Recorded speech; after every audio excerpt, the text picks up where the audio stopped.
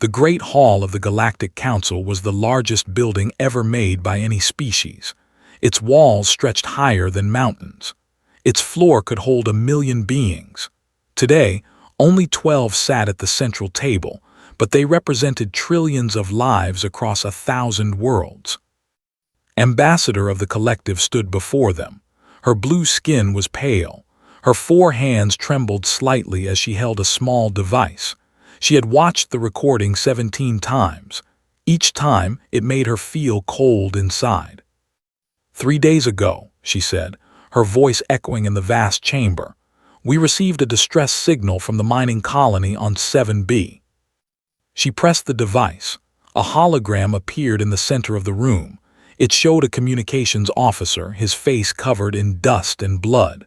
Behind him, the walls shook. Screams filled the air. The sound of weapons fire crackled through the speakers. "This is Colony 7 requesting immediate help," the officer shouted. "Raiders have breached the outer walls. We cannot hold them. We have women and children here. Please, anyone who can hear this, we need." An explosion cut him off. The officer fell. When he rose again, his eyes were wide with a new kind of fear. Not fear of the raiders, something else. "Wait," he whispered. "Something else is coming. Ships, unknown design they are engaging the raiders." His voice cracked. "They are? Who are they? What are they?" Another explosion. The officer looked directly into the camera. His next words would haunt the council for years to come.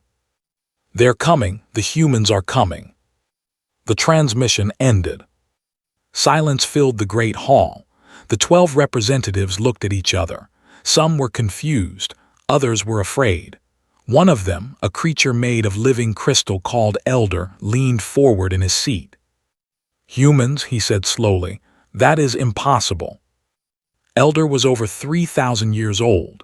He remembered the day the council had discovered Earth, a small blue planet in a quiet corner of the galaxy. Its people were smart but violent. They fought wars over land, over ideas, over things that made no sense to the peaceful species of the Accord. The council had decided to leave them alone. They built observation stations around Earth's sun. They watched. They waited. Someday they hoped the humans would grow up. They would learn peace. Then perhaps they could join the galactic community. But that day was supposed to be far in the future. Humans had not even left their own solar system yet. Their fastest ships could barely reach their neighboring planets. The journey to 7B would take them hundreds of years. "It must be a mistake," said representative of the. He was a tall being with gray skin and large black eyes. Perhaps the colonist was confused. Perhaps he saw something else. Ambassador shook her head. "Our analysts have studied the recording. The ships in the background match no known design in our database, but their energy signatures." She paused. "They are using nuclear reactors and chemical propulsion." The chamber erupted in noise. Nuclear reactors, chemical propulsion. These were technologies so old that most species had forgotten they ever existed. They were slow, dirty, and dangerous.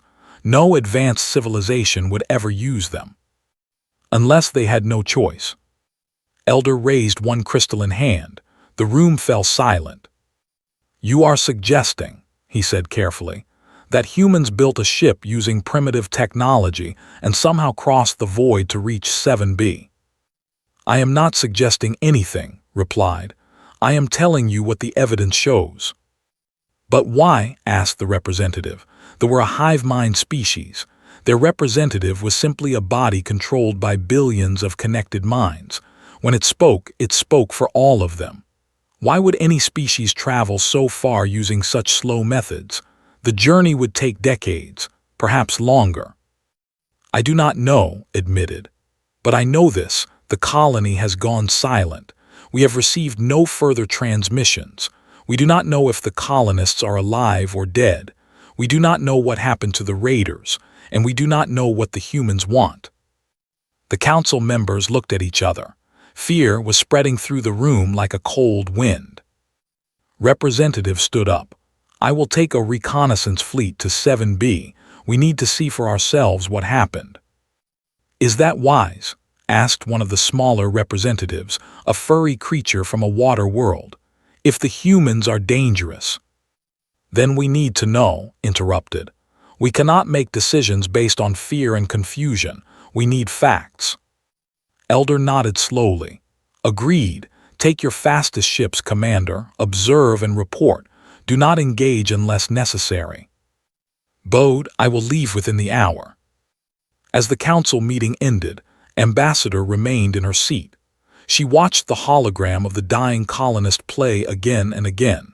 His final words echoed in her mind. "The humans are coming." She had read the old reports about humanity. She knew about their wars, their violence, their endless conflicts. But she also knew something else. Something the reports mentioned only briefly, as if it were unimportant. Humans had a strange habit of helping each other. When disaster struck, they ran toward danger, not away from it.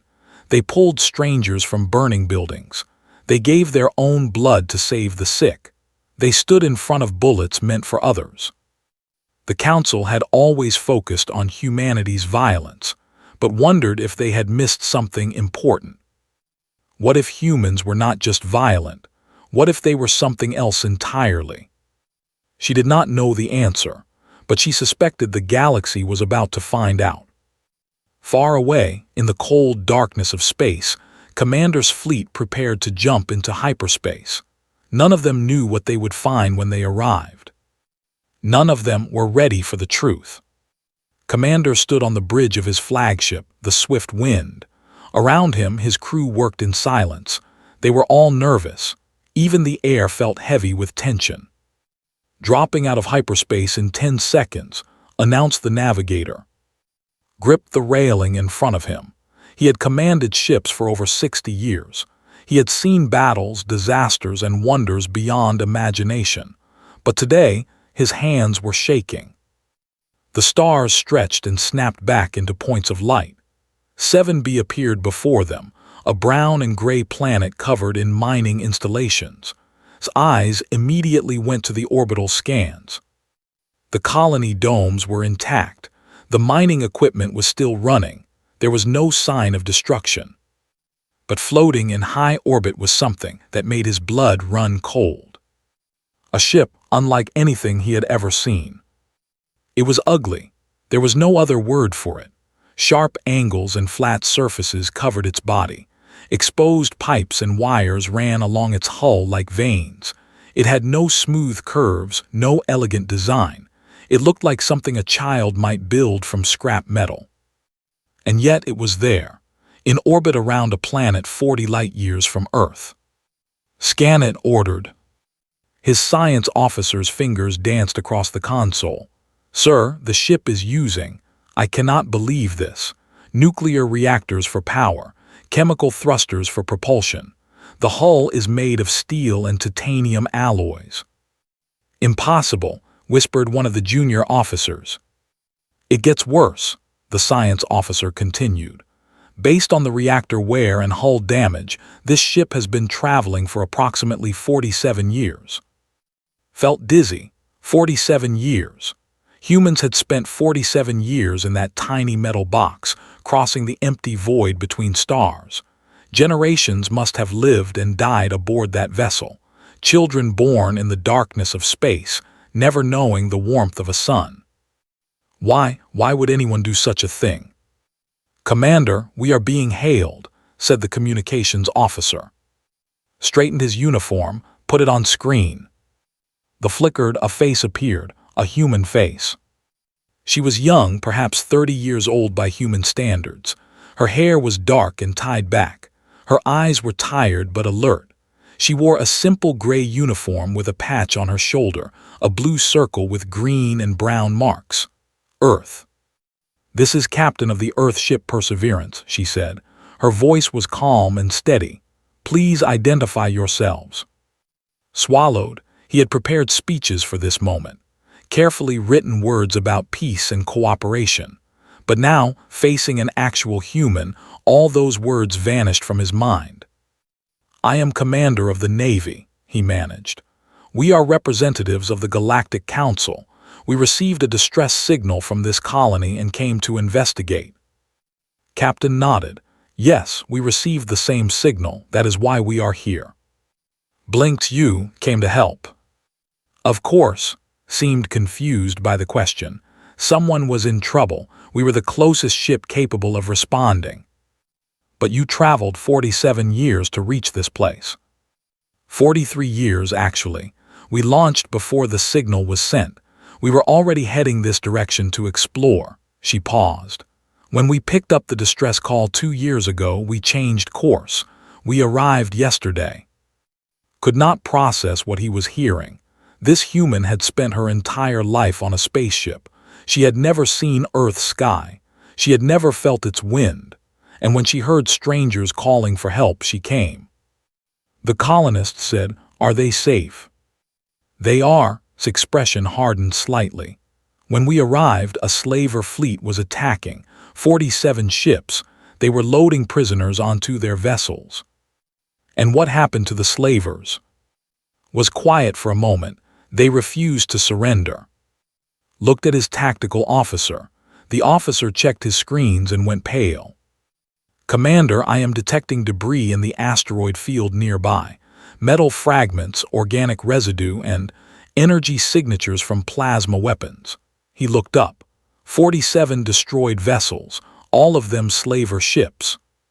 "Turn back to the... You destroyed an entire fleet." "We asked them to leave," said simply. "They tried to destroy us instead, so we defended ourselves and the colonists." "But your ship... Forgive me, Captain, but your technology is centuries behind ours. How did you defeat 47 warships?" Almost smiled. It was a tired, sad smile. "Commander, my people have been fighting wars since before we learned to write.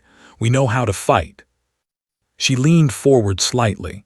"We also know when to stop fighting. The slavers would not stop. They kept coming until every one of their ships was destroyed. That was their choice, not ours." Did not know what to say. He had expected monsters, bloodthirsty creatures who killed for pleasure. Instead, he found a tired young woman who had crossed the stars to help strangers. "Captain," he said slowly, "I must report back to the Galactic Council. They will want to meet you." "We would welcome that," replied. "We have been alone for a long time. It would be nice to meet our neighbors." She said it so simply, as if she had not just revealed the most terrifying truth the galaxy had ever known. Humans could reach the stars. Humans would fight to protect strangers. Humans were no longer contained on their little blue world. After the transmission ended, stood in silence for a long time. His crew watched him, waiting for orders. Finally he spoke, set a course for home, maximum speed. "What will you tell the council?" his first officer asked. Looked out at the stars. Somewhere out there, more human ships were probably traveling, more crews spending their lives in the void, more soldiers ready to fight and die for people they had never met. "I will tell them the truth," he said quietly. "The humans are coming, and we have no idea what that means for the rest of us." The swift wind turned and jumped into hyperspace, leaving the Perseverance floating silently above the rescued colony. Inside the human ship, Captain returned to her duties. There was work to be done, repairs to make, reports to write. The colonists below needed supplies, and her crew was already organizing aid drops. She did not think of herself as frightening. She did not think of her crew as monsters. They were just people doing what people did, helping each other. She did not understand why the alien commander had seemed so shocked. Was it really so strange to answer a cry for help? On Earth they had a saying, "No one gets left behind," intended to make sure the galaxy understood what that meant. The Galactic Council had never been so crowded. Every seat was filled.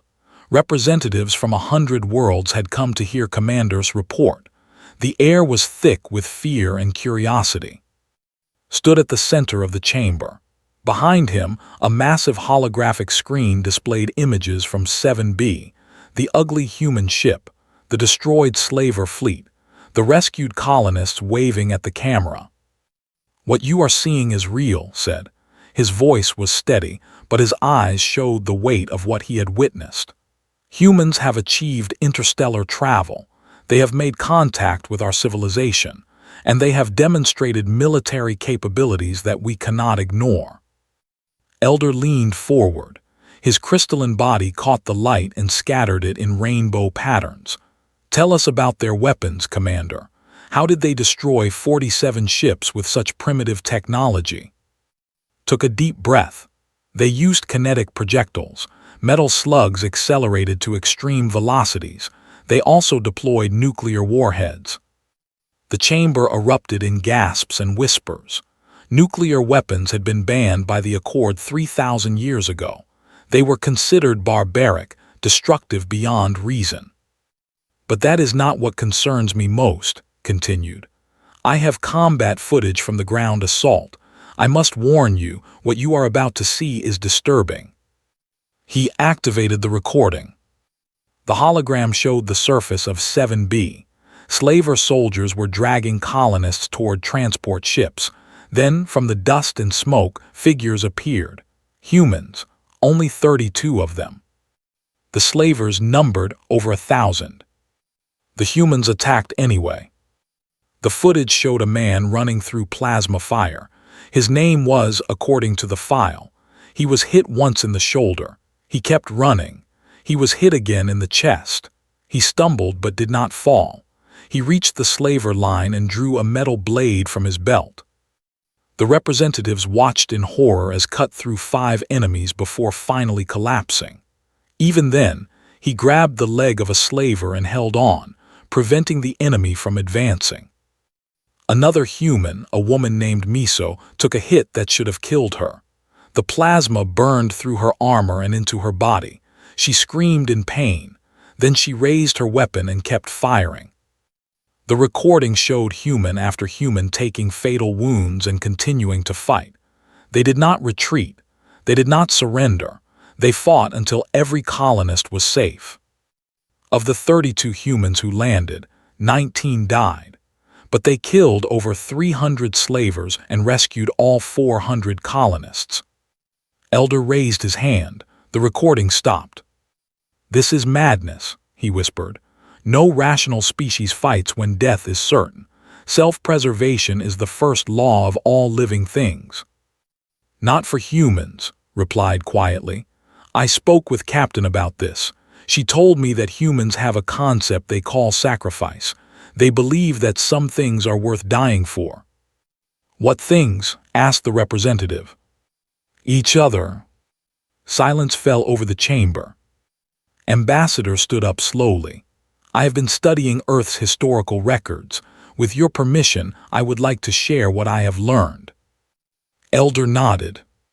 Walked to the center of the room. Her holographic display showed images from Earth's history. Wars, battles, destruction. The Council had seen these before. They had used them as evidence that humans were too violent for contact.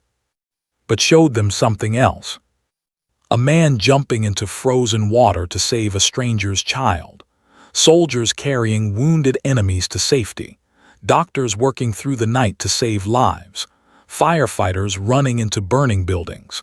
Ordinary people standing in front of tanks to protect others. "Humans are violent," said.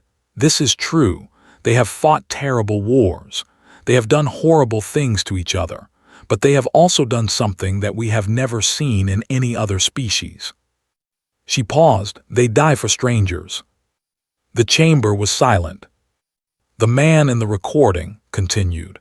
"He was not related to any of the colonists. He had never met them.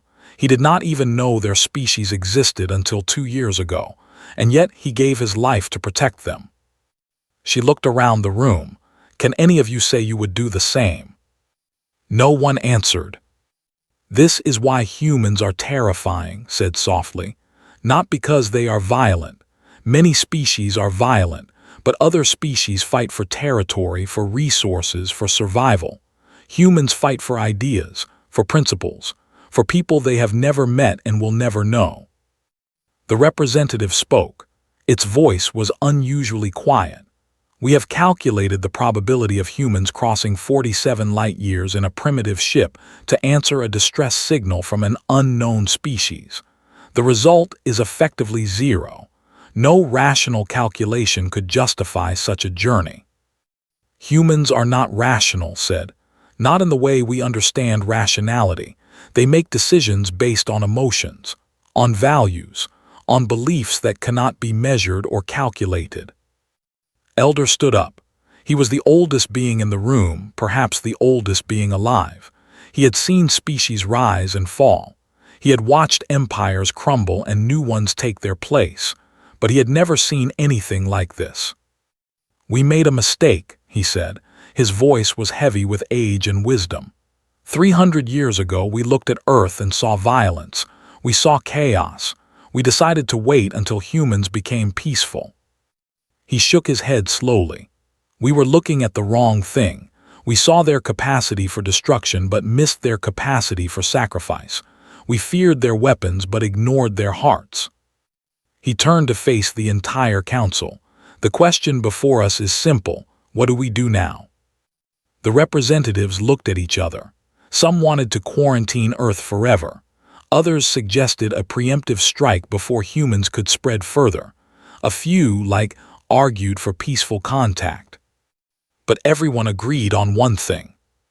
The galaxy would never be the same. The humans had arrived, and they brought with them something the universe had never known, a species that would burn itself to keep others warm. Whether that made them heroes or monsters, no one could say. But they would find out soon enough. Fear spread across the galaxy like fire through dry grass. News of the humans reached every world, every station, every ship. Some species prepared for war. Others locked their borders and hid. The Galactic Council met day after day, arguing about what to do. The Empire demanded an immediate attack on Earth. "Destroy them now," their ambassador growled, "before they become too strong." The hive mind calculated that humans would reach their space within 50 years and began building defense platforms. Even peaceful species like the quietly moved their fleets closer to home. But Ambassador could not stop thinking about Captain's face, the tiredness in her eyes, the simple way she had said, "Someone was in trouble, we were the closest ship." On the 10th day of debates, made a decision that would change history. She went to 7B alone. Her small diplomatic ship dropped out of hyperspace near the colony. The human vessel Perseverance still floated in orbit, its ugly hull by battle damage. Sent a simple message, "Permission to board, I wish to understand." Captain's reply came within minutes, "Permission granted, welcome aboard." The docking procedure was rough. Human technology was not designed for alien ships, had to wear a special suit to survive the human atmosphere. But finally, the airlock opened, and she stepped onto the Perseverance. She expected darkness, danger, the cold efficiency of a warship. Instead, she found warmth. The corridors were narrow but clean. Lights of different colors hung from the ceiling, creating patterns that seemed almost artistic. She could hear voices in the distance, laughing and talking. Somewhere, music was playing, a strange melody with rhythms she had never heard before. A young human approached her. He was tall and thin, with kind eyes and a gentle smile. "Ambassador, Captain asked me to escort you." Stared at him. "The soldier from the recordings. You were shot 3 times, you should be dead." Touched his chest. Even through his shirt she could see the marks of healing wounds. "Humans are hard to kill," he said simply, "and the doctors on this ship are very good." He led her through the ship. Everywhere she looked, she saw humans living their lives. A woman was teaching children in a small classroom, drawing pictures of Earth, a planet none of them had ever seen. An old man was repairing a broken machine, his hands steady despite his age. 2 young people sat in a corner, holding hands and whispering to each other. "This is not a warship," said. "No," agreed. It is a home, we have families here, children, grandparents. We were not sent to fight, we were sent to explore, to find new places, to meet new people." He smiled sadly. "The fighting was not our choice." They reached the bridge. Captain was waiting. She looked different from the hologram, smaller, more human. She offered a drink, a warm brown liquid that smelled strange but pleasant. "Tea," explained. "It helps with long meetings." They sat together in a small room next to the bridge. Through the window, could see the stars. "Why did you come here?" asked. Wrapped her 4 hands around the warm cup. "To understand. The Council is afraid of your species. Some want to destroy you before you become a threat. I wanted to see if they were right." "And what do you think?" Was quiet for a long moment. "I think they are wrong, but I do not know how to prove it." Nodded slowly. "Let me show you something."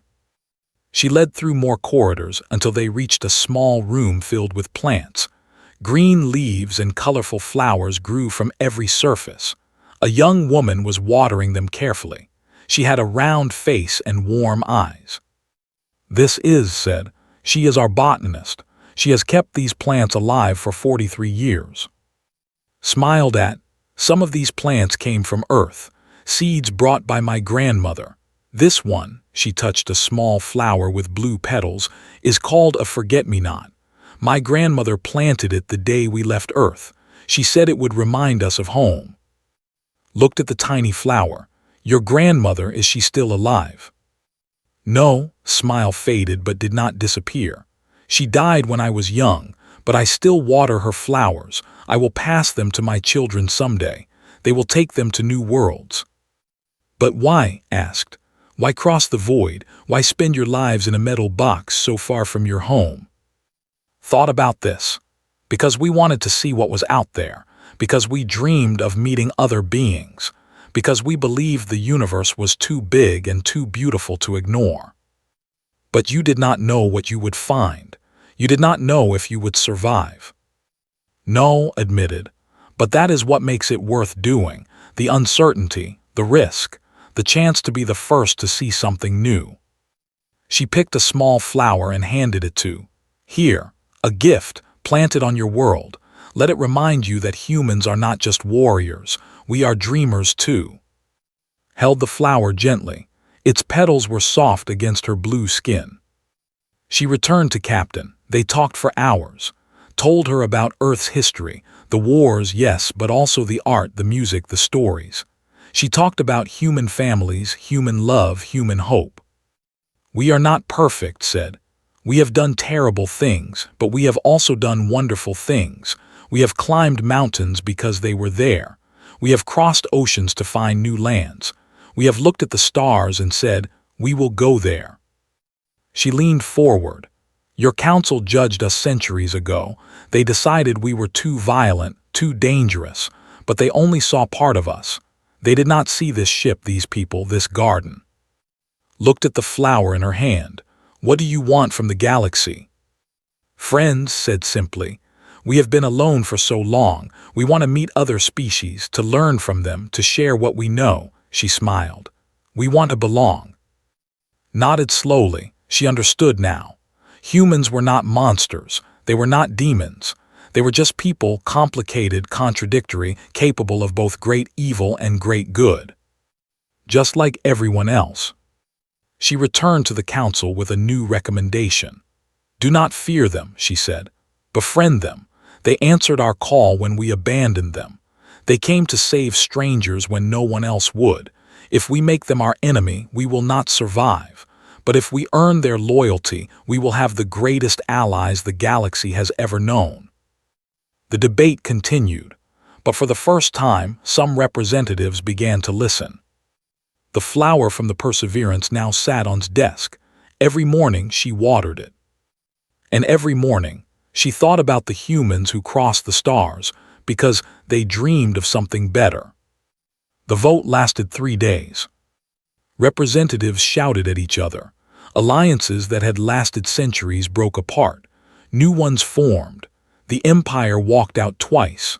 The hive mind went silent for 6 hours, calculating every possible outcome. But in the end, the decision was made. Humanity would be offered membership in the Galactic Accord. Elder sent the invitation personally. It traveled across the void to the Perseverance, still orbiting 7B. Captain read it to her crew. For a long moment, no one spoke, then began to cry, put his arm around her. Others hugged each other, laughed, or simply stared in disbelief. 43 years. 43 years since they left Earth. Most of them had never seen there. They had been born in the darkness between stars, raised on stories of blue skies and green forests. They had always known they might die before reaching their destination. And now they had done something their grandparents had only dreamed of. They had made first contact. They had been invited to join a galactic civilization. Captain smiled, but her eyes were serious. Tell them we accept, but we need to talk first. 2 weeks later, the Perseverance arrived at the Council's home station. 100 ships escorted it through the approach lanes. Millions of beings watched through screens and windows as the ugly human vessel docked with the most important building in the galaxy. Captain stepped out first. She wore her simple gray uniform, now cleaned and pressed. Behind her came her crew, still healing from his wounds, carrying a small potted plant. The ship's doctor, a gentle man named who had saved hundreds of lives during the battle. The chief engineer, a young woman named who had kept the ancient reactors running for 4 decades. The great hall of the Council was filled to capacity. Every species in the Accord had sent representatives. They stared at the humans with a mixture of fear, curiosity, and something that might have been hope. Elder stood at the center of the chamber. His crystalline body shone like a diamond in the light of 1,000 stars. He was older than most civilizations. He had seen species born and die. He had watched the galaxy change countless times. But he had never seen anything quite like the small group of humans standing before him. "Captain of Earth," he said, his voice filling the vast space. "Your species has been judged violent and unpredictable. You build ships from scrap. You fight without hope of survival. You cross the empty void for strangers you have never met." Said nothing. She stood straight and calm, her tired eyes meeting his ancient gaze. "For 300 years we watched your world from afar," continued. "We saw your wars, your weapons, your endless conflicts. We decided you were too dangerous to contact. We were afraid of what you might do." He paused. The chamber was completely silent. "We were wrong." A murmur ran through the crowd. Elder raised his hand for silence. "We saw your violence but missed your courage. We saw your weapons but ignored your compassion. We feared your strength but did not understand your hearts." He lowered his head slightly. "The colonists of 7B are alive because of you. 400 people who would have died in chains are now free because 32 humans gave everything they had." He looked at the scars visible on his neck and hands. "Some of you gave more than others." Nodded slightly but did not speak. "The Galactic Council has decided," announced. "Humanity is hereby offered full membership in the Accord, not as a junior partner, not as a probationary species, but as equals." The chamber erupted in noise. Some cheered, others protested, but the decision was made. Captain waited for the noise to die down. Then she stepped forward. "We accept," she said, "but we have one condition." The noise stopped instantly. Every eye turned to her. "What condition?" asked carefully. Looked around the chamber. She saw beings of 100 different shapes. Some had scales, others had fur. Some floated in water tanks. Others existed as pure energy. All of them were watching her with expressions she could not read. "The next time someone sends a distress signal," she said, "you answer it." Silence. All of you together. The representatives looked at each other. For most species, distress signals were political calculations. Who was calling? What would it cost to help? What would they gain in return? The idea of simply helping because someone was in trouble was strange, uncomfortable, frightening. But they looked at the humans.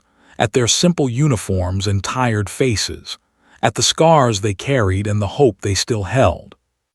We crossed 43 years of empty space because we heard someone screaming for help, continued. We did not know who they were. We did not know if they were worth saving. We just knew they were afraid and we could do something about it. She pointed at the assembled representatives. You have faster ships, better weapons, more resources, and for 300 years you sat in this beautiful hall and did nothing while slavers took your people. You built walls and borders and let others suffer because it was not your problem.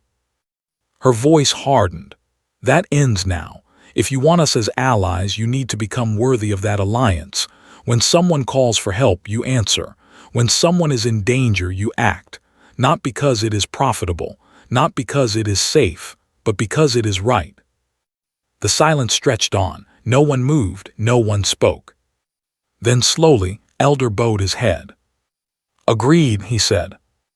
One by one, the other representatives followed. Even they who had argued for war lowered their heads in acknowledgement. Captain exhaled slowly. For the first time in weeks, she allowed herself to smile. Stepped forward and placed her potted plant on the central table. It was a small thing, just green leaves and tiny white flowers. But it had traveled 43 years through the void, tended by 3 generations of human hands. A gift said, from Earth we call it hope. The great hall fell silent once more, but this time it was not a silence of fear. It was a silence of understanding. The galaxy had changed. The humans had arrived, and they had brought something the stars had never known, not weapons or technology or power. They had brought a simple idea, that strangers are worth dying for.